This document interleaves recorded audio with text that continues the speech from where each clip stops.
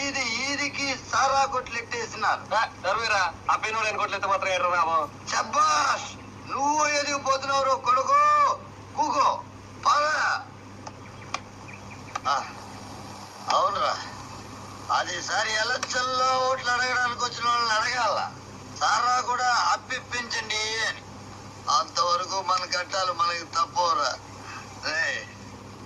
కదా కొంచెం తాగరా, కొంచెం తాగరా.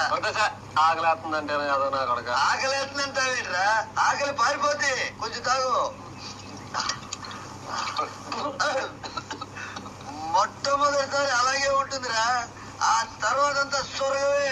కొంచెం తాగు. తండ్రి జ్ఞానం తాగు. తండ్రి తనయుని గురుదైవం. కట్టబడి ఖరీదు కొనుక్కున్న సారాన్ని తగ్గిపోతే సంపేతనియావా? పట్టుకోకు, పట్టుకోకు. కట్టపడి పరిగెరుకొచ్చిన గింజలన్నీ సారా కోసం నీ యదా నెట్టుకొని ఆడిని కూడా చెడగొడుతున్నావా?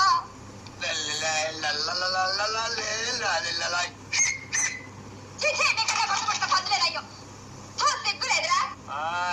వయసు వచ్చినది, కానీ సంపాదన లేదు. అయ్యా కొడుకు చేరి సారా తాగుతున్నారా? ఇప్పుడు ఇంట్లో గంజికి నూకలు లేవు, గడ్డి కాబట్టి. గడ్డి తినాల్సిన కర్మ మాకేంటే? సారాయే తాగుతాం. పట్టుకోకు,